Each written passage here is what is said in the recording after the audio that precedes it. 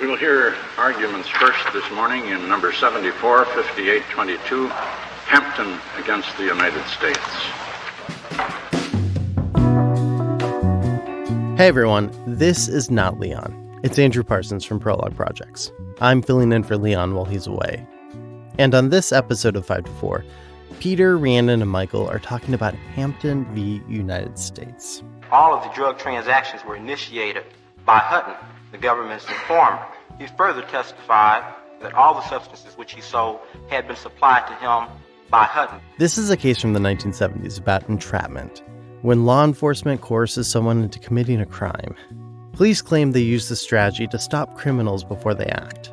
But in practice, it's often used to juice arrest data, control marginalized populations, and do some badass photo shoots. This is 5 to 4. A podcast about how much the Supreme Court sucks.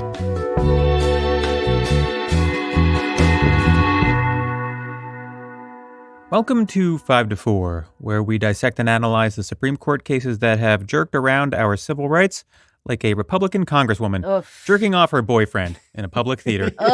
I'm Peter. Yes. I'm here with Michael. Over the pants jerking off, to be clear. Yeah. And Rhiannon. Yuck, yuck, yuck. No, it's cool. It's just a lady who spends her entire career yelling about like drag brunches corrupting our children, just trying to nut at a musical theater performance in public. Packed musical theater performance. Did you see also that her companion is the owner of a bar that hosts drag brunches? Oh my God. These people don't believe in anything. No, they're so fucking fake and disgusting. Yeah, I mean, she just reminds me of so many like girls I went to high school with who would like get in fights in the cafeteria, you know, put gum in people's hair when they were younger, you know. Sure. Some of them just don't get better. Yeah. Some of them sort of stay the same and become very powerful, I guess. That's the lesson. Yeah. I just had a violent memory of a fight in middle school, I think. I think we were in 8th grade between two girls. One of the girls ripped hair out of the other girl's head and taped it to her locker. Like a trophy or something, right? Like, yeah. Jesus. Yeah. Well. Anyways, you know, public school in Texas. Yeah, that clocks. Anyway. My Jewish and Southeast Asian dominated prep school in Fort Lauderdale was not like that. Let me tell you. Shocking. No one in my school knew how to fight, you know? It wasn't a hard-nosed bunch. No. We were all very soft. Can't say I'm shocked. The fact that I turned out to be a hardened criminal is entirely my own doing. I'm a brawler. You're the biggest delinquent to come out of your middle school. Yeah. I mean, I legitimately was like a problem child junior and senior year. I got like red flagged at the school. Uh-huh. Have I ever told you guys this? That they made me do basically like the school's version of community service where I had to like stay after for like the little kids and like chaperone like little kid daycare in the afternoon to keep me out of trouble. Yeah, because he was getting up to no good if they just let him go home from school. Yeah, because I was like ditching class and stuff. I was also a problem child in my school, and that just speaks to how nice our schools were, Michael, that we were the worst kids, you know? Absolutely. Two like future lawyers were like the absolute bottom of the barrel at our schools. So today's case, Hampton v. United States. This is a case from 1976 about entrapment. Entrapment, of course, if you don't know, is a legal defense to a crime where you claim that although you did commit the crime, you were actually induced to commit the crime by the government. You were entrapped. Right. Exactly what is and is not entrapment is important because, like, going undercover and pretending to be partaking in a crime is one of the primary methods that law enforcement uses to catch criminals. And so there's always been a question of at what point tricking criminals into revealing themselves really becomes tricking innocent people into committing a crime. Right. So in this case, a man is convicted of selling heroin. Twist here is that it was actually DEA agents who found the purchaser and facilitated the transaction. So this guy, Hampton, he says, hey, isn't this entrapment? Because the DEA actually committed most of the crime here. Right. But the Supreme Court, in a 5-3 decision, Justice Stevens taking no part because he is a lifelong heroin dealer. Supreme Court says no dice because Hampton was still predisposed to committing the crime. Yeah. So, Ree, I'll hand the background over to you. Real good stuff here with predisposition to crime. Love these cases out of the 70s. All right. Yeah, some background. This is St. Louis, 1974. I can't really decide if this would be a cool place to be or not. Kind of leaning to not. I think no. Yeah. When did the arch go up? Really good question. Have no idea, but I don't think that makes it cooler. So, big movies that year, Blazing Saddles, Godfather Part 2. I'm not sure if Charles Hampton and these agents were inspired in any part by these movies about various crime. Chinatown. A classic. Hold on, let's spend 10 more minutes listing movies from 1974. I have not seen any of those 3 movies. I haven't seen Blazing Saddles, Really? Godfather Part 2. I haven't seen Chinatown. Oh Yeah, my God. I know. Someone tell your boyfriend, and he's about to ruin an entire weekend of yours. Yes. He really is. Nobody tell him. Chinatown is sort of perfect for this case, though, because like at the end, the detective is just like, they don't really solve the crime. They don't make anything better. And the detective is left like this broken man. Okay. Nice.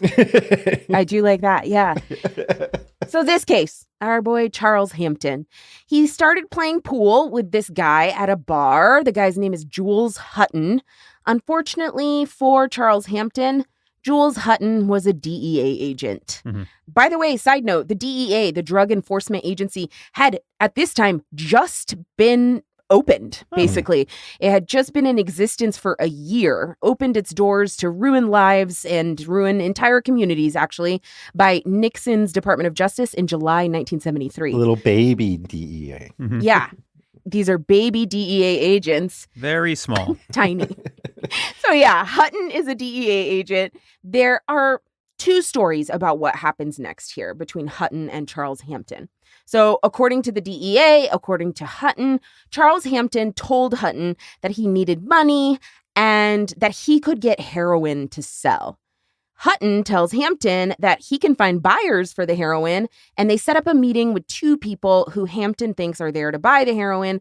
But in actuality, it's 2 more DEA agents, right? Hutton has set up Hampton to sell heroin to 2 undercover agents.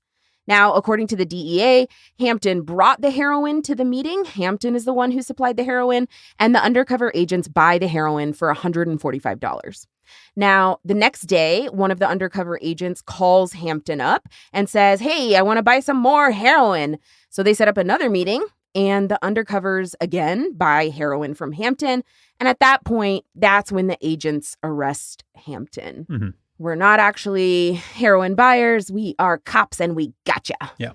Honestly, though, it must have been really frustrating to get busted by an agency that was just created. You know what I mean? They're like, we're with the DEA. And he's like, what? Right? Who? What the fuck are you talking Who about? is that? Yeah. Now, Charles Hampton's version of events is different. He says he did meet Jules Hutton playing pool at a bar, and he told Jules that he was going through hard times and was struggling with money. But it was Hutton, the DEA agent, who told him that he had access through a pharmacist friend to a fake drug that they could pass off as heroin to gullible buyers, right? Hampton agreed to the scheme, he says, and they set up transactions with the 2 undercover agents. Again, those are connections that Hampton only makes through Hutton, the DEA agent, right? He doesn't have buyers but for the DEA, right? So they make the sales, Hampton is arrested, but importantly, note in this version of events that Hampton didn't supply the drugs, didn't supply the buyers, basically is like only present for the sale, right? To kind of like effectuate that final transaction. In either case, whether it's the DEA's version of events or Charles Hampton's version of events, the government has provided a massive part of the crime, right? That makes it a complete crime. Even in the government's version of events, if Hampton is the one who supplied the drugs, then yeah, maybe arrest him for possession of heroin. Right. But the DEA is the one who supplies the supposed buyers, right? Which makes this a crime of actually distributing heroin rather than simple possession. Right. They do 2 purchases, which, allows them to increase the charge based on the quantity and the frequency. So the government, in a way, is taking what would otherwise be simple possession and turning it into multiple illegal transactions for an increasingly large amount of heroin. That's right. Yeah, I'm trying to think of the word, but it's like, it's not curating, but it feels like they're like really like manufacturing and putting together this they're certainly facilitating it. Yeah. Yep. So Hampton is eventually convicted of 2 counts of distribution of heroin in federal court. He's sentenced to 5 years probation, but he appeals his conviction based on a defense of entrapment, which Peter referred to earlier. Basically saying, I wouldn't have done this if not for the government basically furnishing every step, right? Inducing me to commit this crime. If I hadn't come into contact with the government furnishing every step of the crime, I wouldn't have committed the crime, right? So the appeals make it all the way to the Supreme Court, where it's our boy William Rehnquist calling the shots here. Yeah, in his prime. Yep.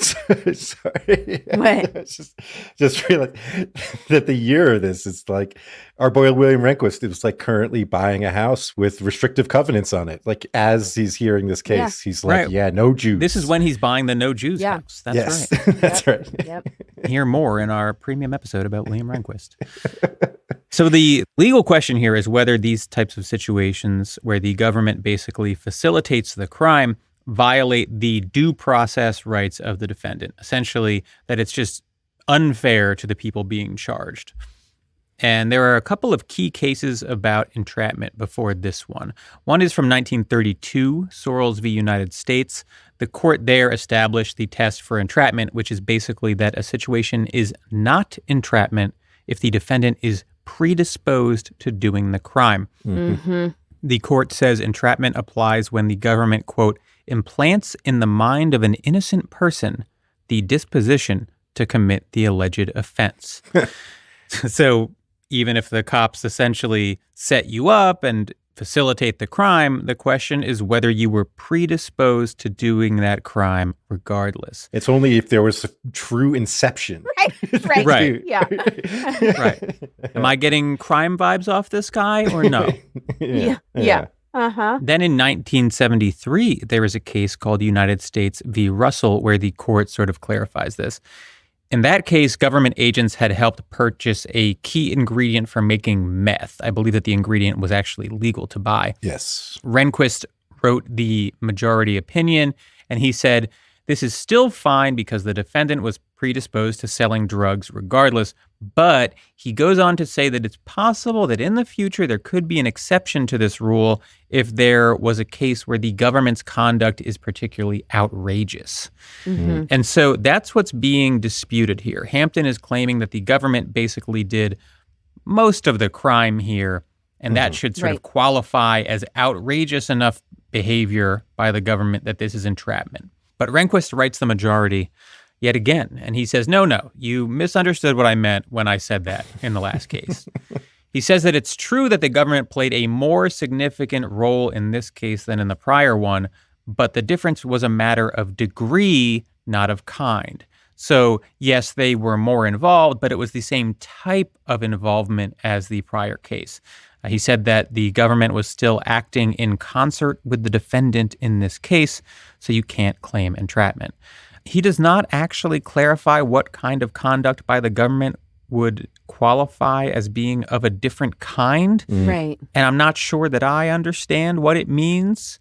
I'm also not sure that he understands what it means. It seems to me like in the prior case, he was just sort of like making room for a theoretical exception. Right. And now that he's being asked about it, he's like, well, no. I wasn't really serious about that. That was just like a little in case that I put in that opinion. And that's the concurrence, which we'll talk about in a little bit. That's basically their problem here is like, you're not saying it, but you're basically saying there's no exception ever. Right. Now, what's happening just beneath the surface here is a battle between what are called the subjective and objective tests for entrapment. Yeah. The subjective test is this one that the court is using where they're doing this analysis of whether the guy is predisposed to doing the crime. But there are also people who believe that the test should be what's called the objective test, which is about evaluating the actions of the police and the government and deciding whether they were too involved in the commission of the crime. Right. And I think my view of this is that the objective view makes a lot more sense because this is a constitutional issue and the Constitution is a set of limitations on the government. Right. So when you're analyzing whether the Constitution was violated, you should really be analyzing the actions of the government. But here the court has created a test where the actions of the government aren't actually relevant. The only thing that matters is whether someone was predisposed to the crime. And I think that just fundamentally doesn't make a lot of sense as a constitutional analysis. Yeah. No. And I don't think that the court really digs into it. Like there's not a lot of thoughtfulness here. It's a pretty short opinion. If you go back and read the prior opinions, they are also pretty short. The one from the 30s basically reads like a child trying to do law. Easiest job in the world. There's just not a lot of thought about what this test actually means and what the point of it is. Right. That's what I was just about to say is Rehnquist kind of hinges so much on whether or not the defendant in an entrapment case or the defendant who is trying to mount an entrapment defense, whether or not this person is predisposed to doing the crime. There's not an actual definition anywhere here of what being predisposed means, right?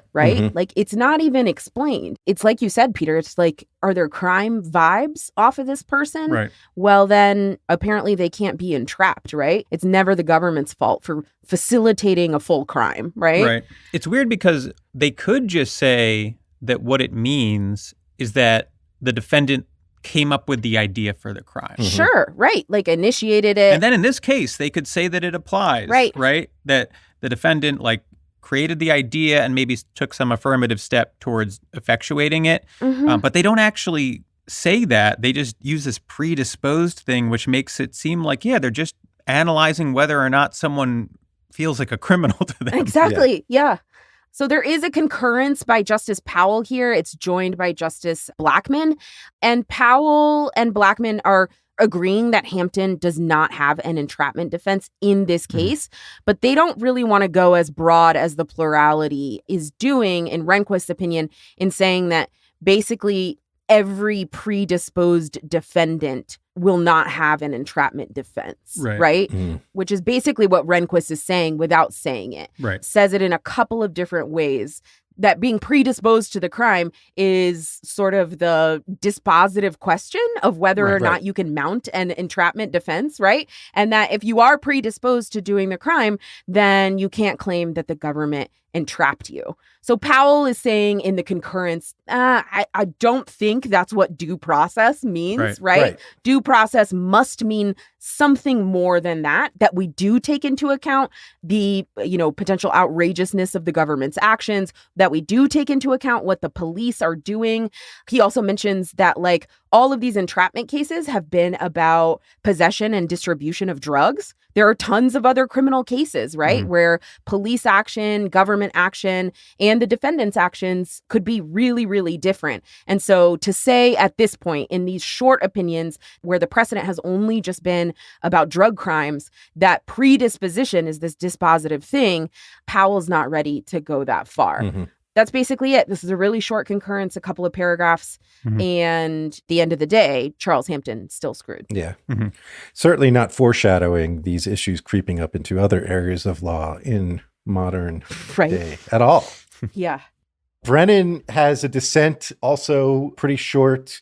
He goes at the point Peter made about the objective test, and that when we're talking about constitutional limitations on the government, we should be focusing on the conduct of the government. And the question should be whether the government has gone too far, has been too involved, is too responsible for the criminal activity. Yeah.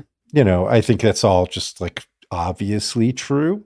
But then he also sort of says it kind of doesn't matter. And I just wanted to read this one paragraph because I think it sort of boils down the case pretty well. He says, Whether the differences from our precedent are of degree or of kind, I think they clearly require a different result.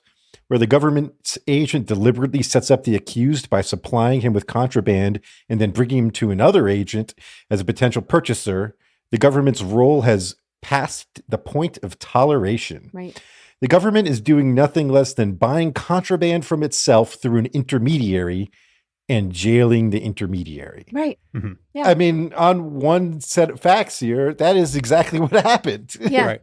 And I think it's important, like, we don't really know if Hampton supplied the heroin or the government did. Right. The jury did not believe Hampton, right? Right. But if you use Rehnquist test, it doesn't matter. Right. Right.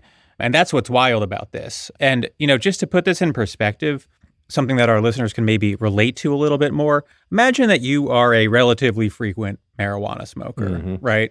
What this means is that basically you could never claim entrapment on a marijuana possession charge. Right. Because you're predisposed, Exactly. no matter what the government does, Right. to set you up. Right.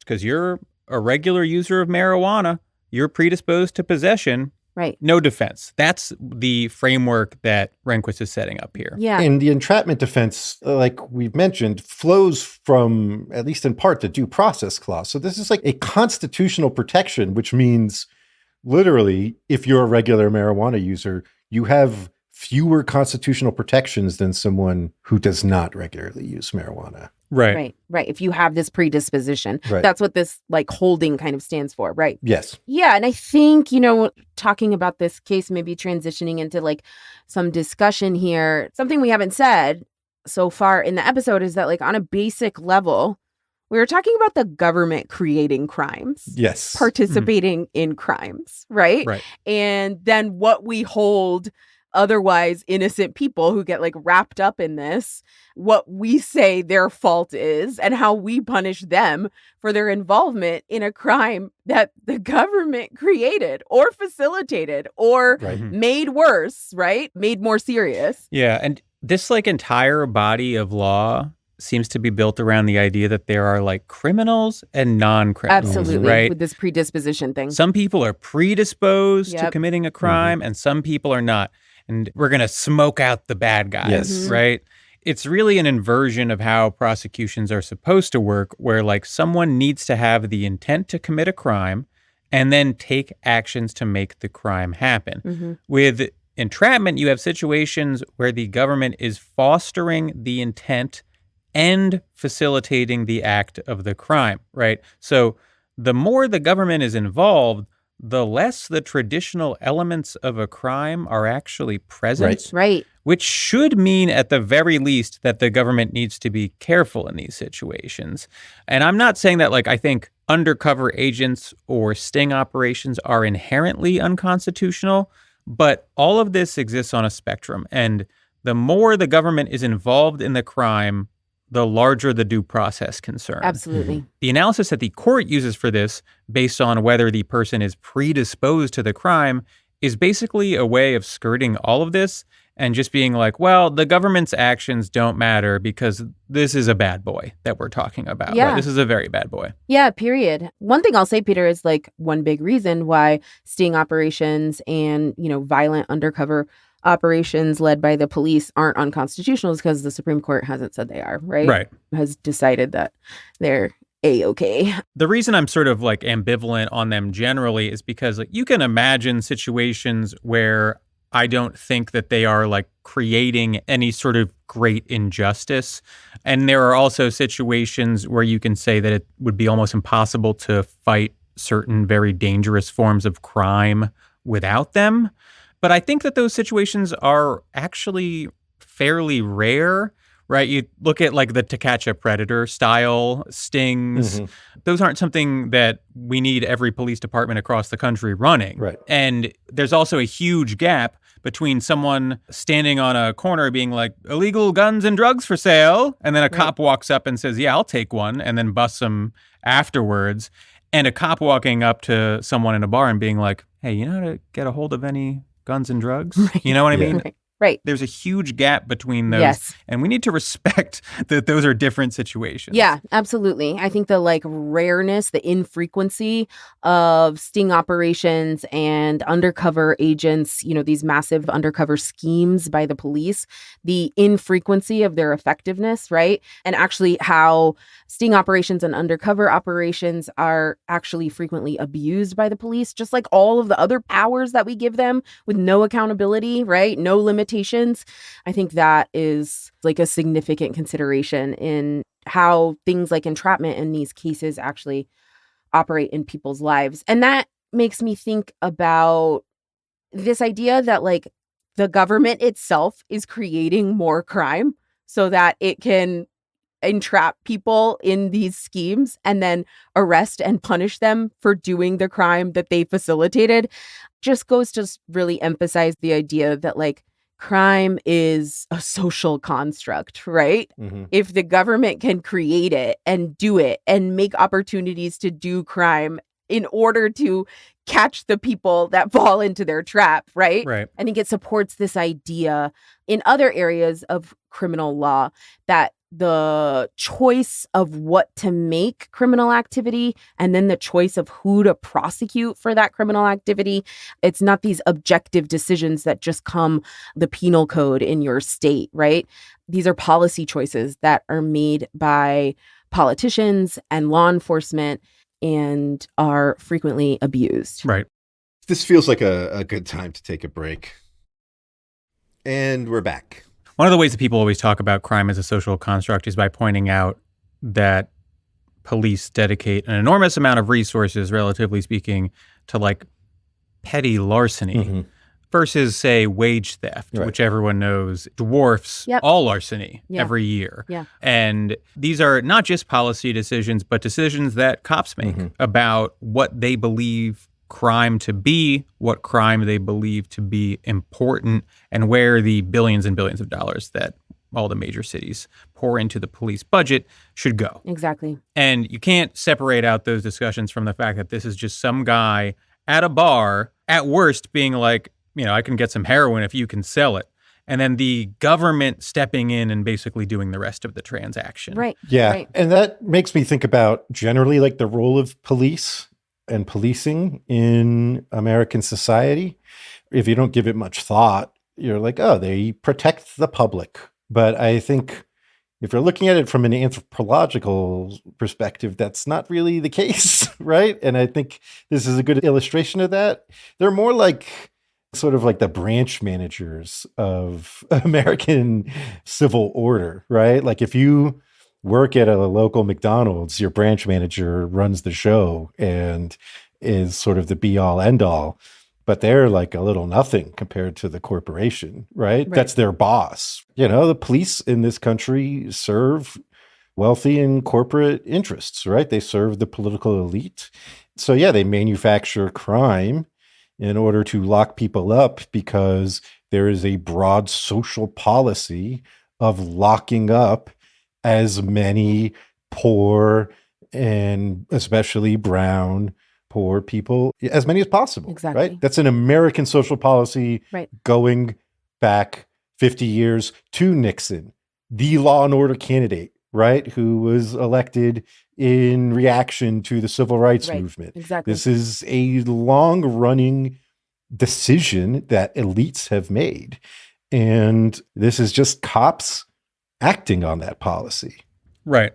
It's a system that keeps poor people on edge, Yes. right? Mm-hmm. If you're a kid at Harvard looking to score some coke, you don't have to worry that the person you're asking is an undercover, right? But if you're a poor guy in some bar looking for H, maybe you do have to worry about that. Mm-hmm. Right.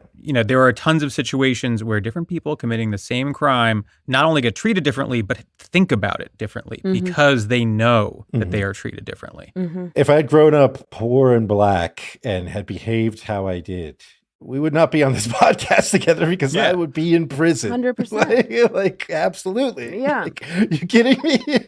Earlier, we were joking about how we were the bad kids in our school. Yeah. But I'm sure that if you had just put me in the wrong situation, in the wrong environment, I would have still been the bad kid Yes. at those schools, even if that meant doing a lot worse, you know? Exactly. Right. Even if that meant taping some girl's hair to my locker as a trophy.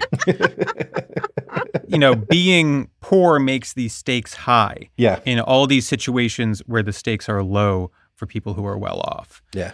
Another issue with a lot of these practices, and I'm going to say entrapment, I'm not really talking about the legal definition, but I'm talking about the police creation of crime Right. for the purpose of catching someone in that crime. Right. They obfuscate the efficacy of police, right?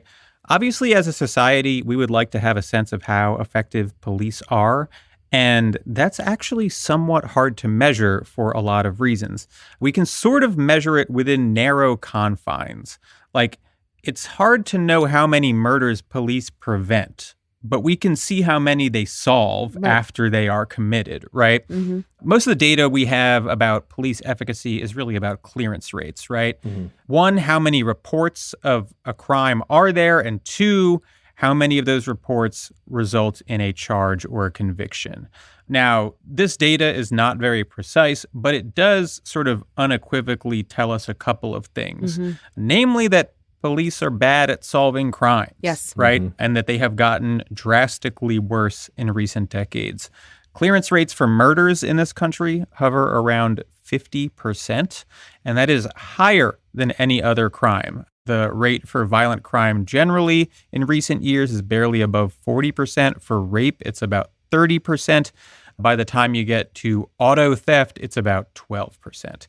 Just humiliating numbers. Yeah. Absolutely no excuse, complete incompetence Yeah. reflected in these numbers. And these are only for reported crimes.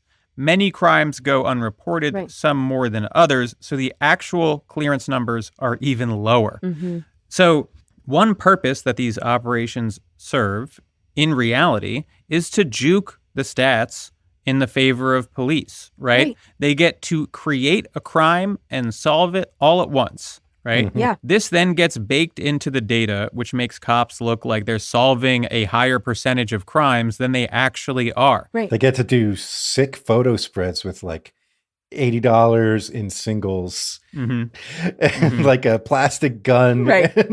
Right. And a Ziploc baggie of weed. Yeah, Yeah. Right. exactly. And Right. put it up on their Twitter feed and be like, we're crushing it.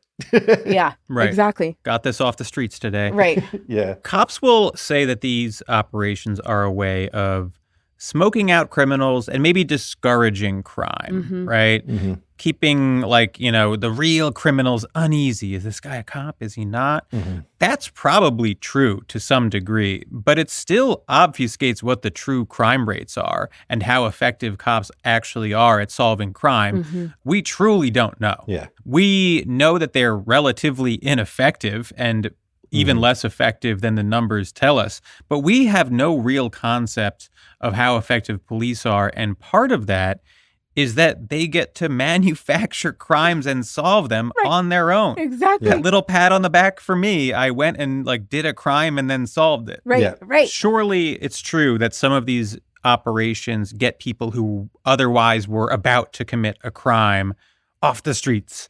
But surely it's also true that large chunks of these are just people who otherwise would have not committed a crime, in which case the outcome is putting that person in prison, Right. which should itself be a crime, but we're getting too deep now. Right. Right. So Well, taking one step back, Peter, from like baking the numbers of efficacy and what we know about the stats of police efficacy, like just thinking about what we allow the police to do, what power we give to the police.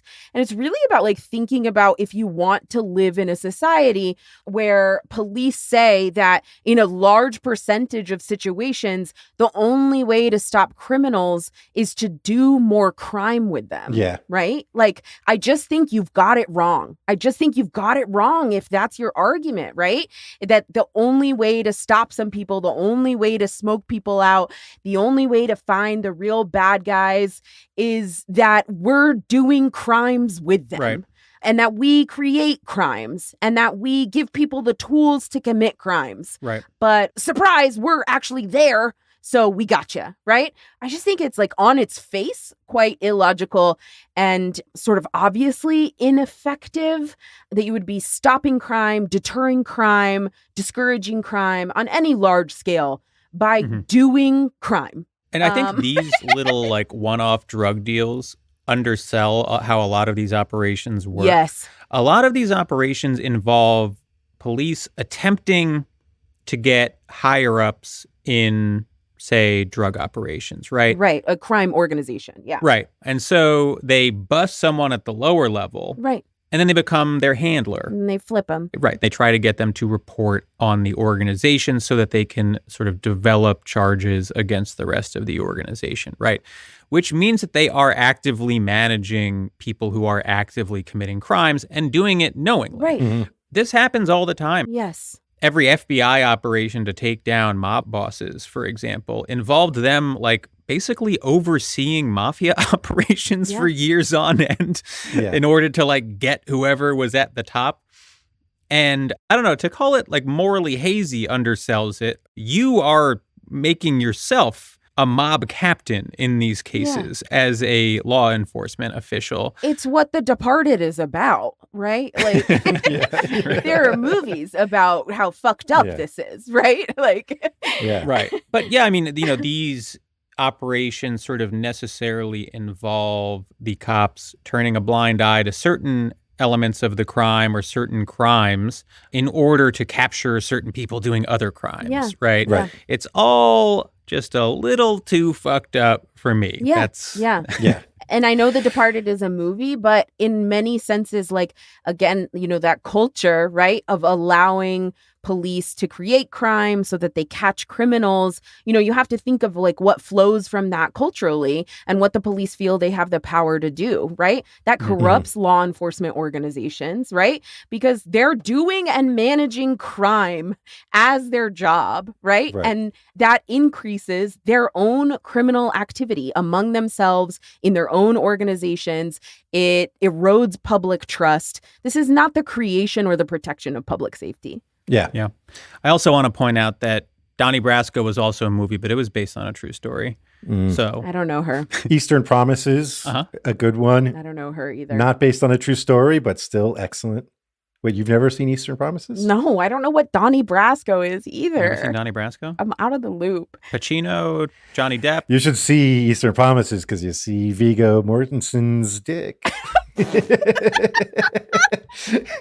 Nice.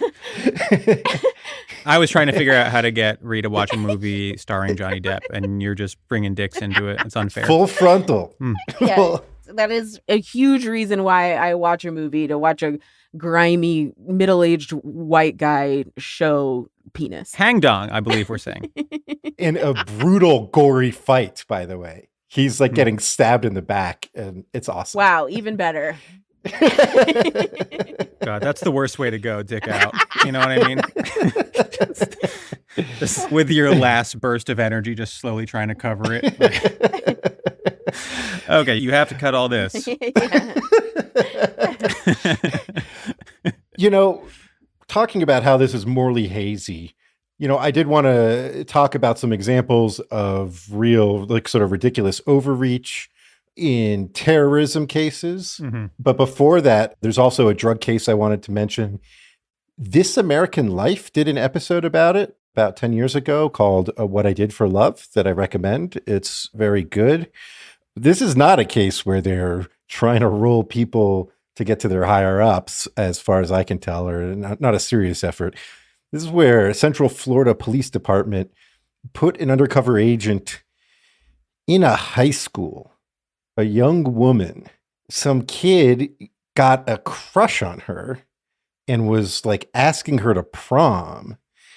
And she was like, well, can you get me some weed? And so he wanted to impress this girl to take her to prom, and ended up going to prison. That's so deeply fucked up. It's unbelievably fucked up. This is not somebody you're rolling over to get to the Lake Worth, Florida mob, right? Right.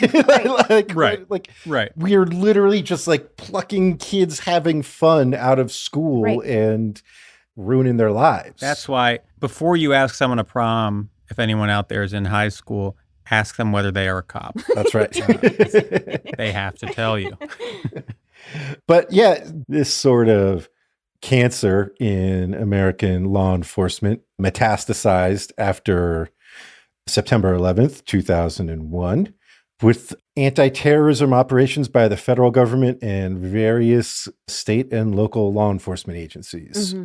In a lot of ways, kind of similar to this case in that, after the passage of the Patriot Act and the transformation of the FBI from a law enforcement agency to almost a domestic intelligence agency, they needed to show results, right? People were freaked out and scared. What if we're just going to have terrorist attacks every few months, every year? Right. What if this is just life now? Right. And so they wanted arrests. They wanted a proof that they're doing stuff.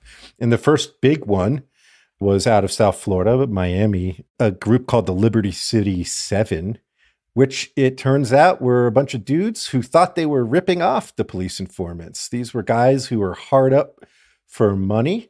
Far from being Islamic extremists, they weren't even like purely Islamic. Their leader was described by The Intercept as an eccentric spiritual guru, faithful to the Moorish Science Temple of America, a mix of Christianity, Judaism, and Islam. Hell yeah. Just a generic weirdo. Yeah. Sort of in a cult. Yes. Religious jack of all trades. Yes.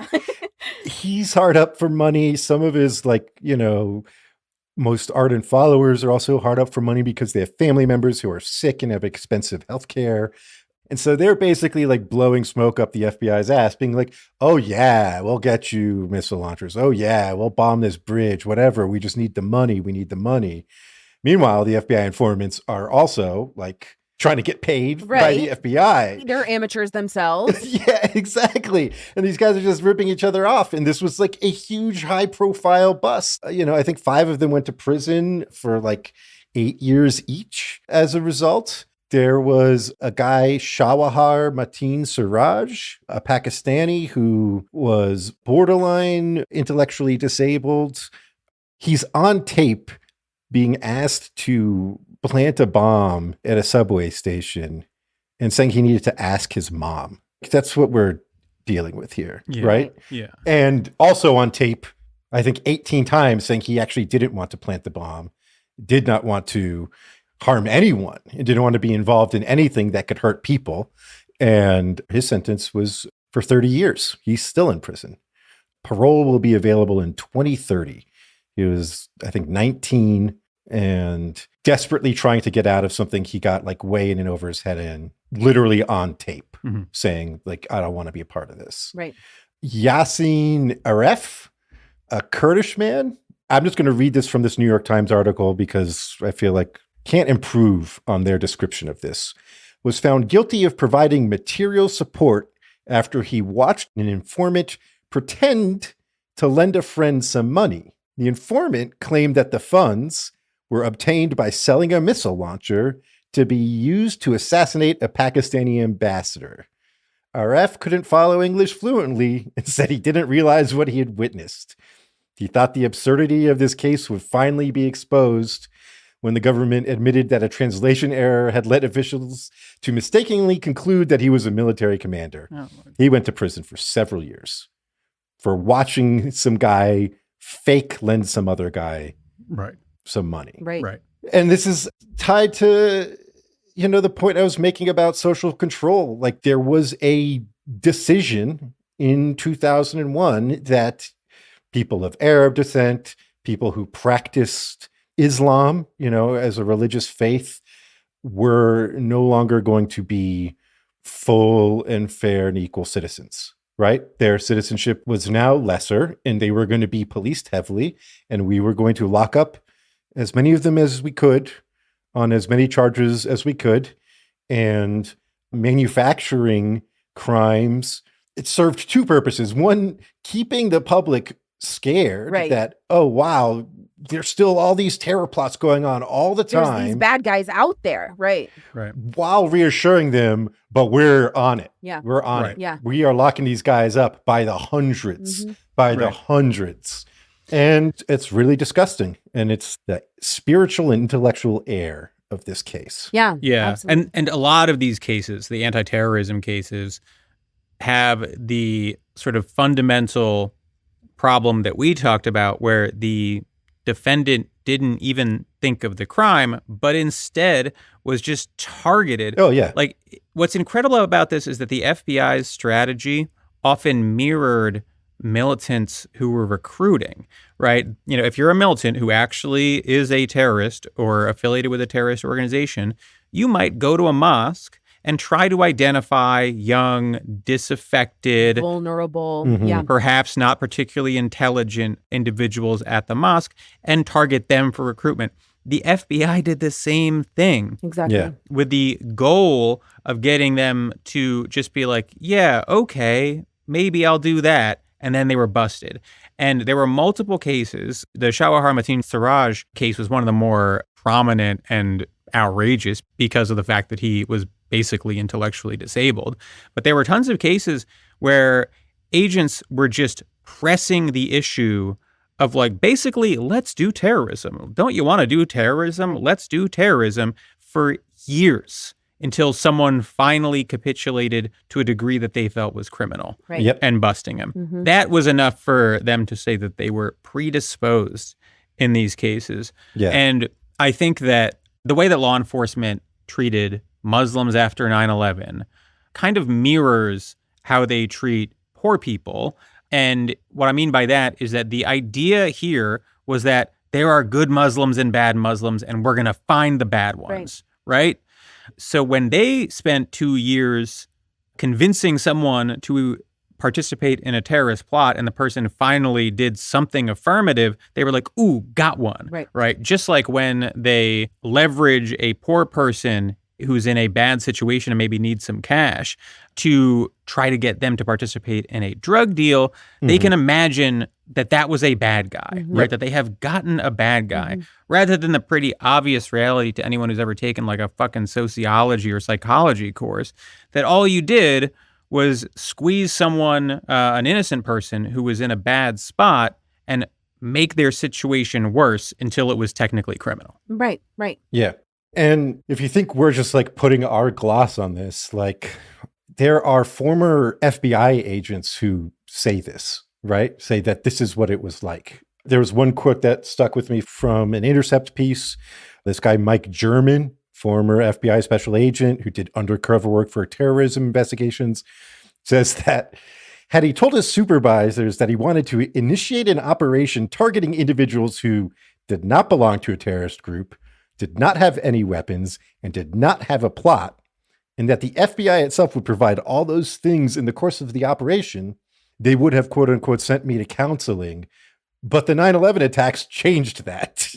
changed that. Right. Another guy, Terry Albury, went to jail for several years for leaking classified information about broadly targeting Muslim Americans and Arab Americans and sting operations that were just like totally bogus nonsense just a few years ago. And I think he's still in jail. I think his sentence is up soon, though. I'm not sure.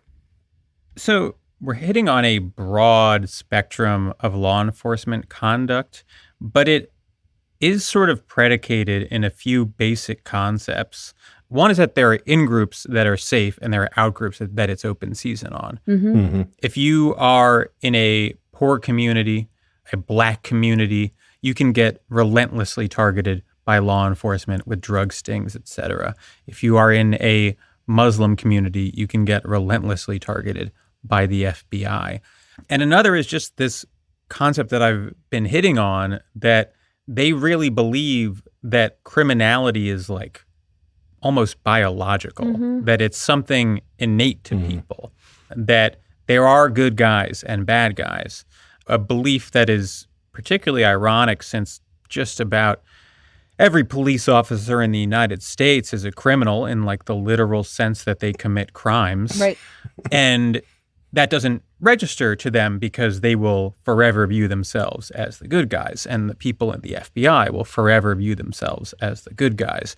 You can't possibly explain to them that they are committing crimes because it does not process in their brains. Right. Yeah. And I think here with this case, just bringing it back to the Supreme Court, you have the Supreme Court adopting this in-group, out-group approach to supposed criminality, right? As the legal standard. Exactly. That's saying that like the legal standard here is that if you're predisposed to crime, whatever that means, that's for a cop to decide, right? If you're predisposed to crime, then the government can't be held accountable for tricking you into doing a crime. Right. Yeah. Yeah, I think that there's definitely a lesson here about how much the Supreme Court reflects back our reactionary tendencies. You know, this is something that we saw much more acutely starting in the mid-'70s as the Warren Court truly ended and we sort of entered the reactionary modern era. But at this point, when this case is coming down, it is no longer a court that is interested in the protection and expansion of rights. Right. This is a court that is interested in law and order, interested in the reification of police powers at the state level especially, and that trend has continued to this day. There's also the 1999 movie Entrapment. Haven't seen that one either. Which I've never seen. I've never seen that one. Yeah. Who's in that? What is it about? I don't know what it was about. I mean, I assume it was about entrapment. Oh, Catherine Zeta-Jones. Yeah. And she does the laser maneuvering in a sexy way. Her butt in the laser Yeah, net. yeah. She makes sure the titties don't touch the laser, you know? I thought no one saw this. All of a sudden, you guys are giving me the full rundown. Well, it's so I classic. can't believe you don't remember this. It was like playing everywhere and everybody was always talking about it. The way that Catherine Zeta-Jones is like breaking in. She's like a cat burglar and she's like slinking through like a red laser net and just like sticking her ass in the air. She did the Mission Impossible, but sexy. Right. And this is a few years after Mission Impossible, too. So they were literally just being like, let's do it, but do it slutty this time. Right, exactly. Yes, that's exactly right. That rules. I like that a lot. Yeah. I'm going to watch Entrapment this weekend.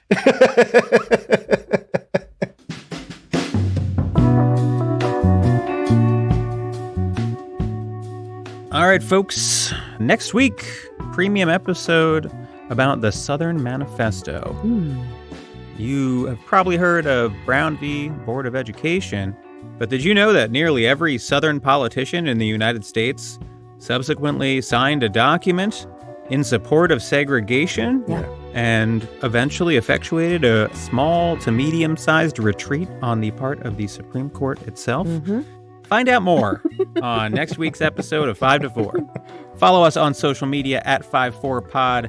Head on over to 54pod.com/support if you want to subscribe on any platform and get premium episodes, ad-free episodes, access to special events in our Slack, all sorts of shit. We'll see you next week. Bye. 5 to 4 is presented by Prologue Projects. Rachel Ward is our producer. Leon Nafok and Andrew Parsons provide editorial support. And our researcher is Jonathan DeBruin. Peter Murphy designed our website, 54pod.com. Our artwork is by Teddy Blanks at Chips NY, and our theme song is by Spatial Relations. I'm reading the plot. Oh, this is great. Oh, God. You're like, I'll be like, hey, should we watch this movie? And like 5 minutes later, she'll be like, I read the whole plot on Wikipedia. I'm like, well,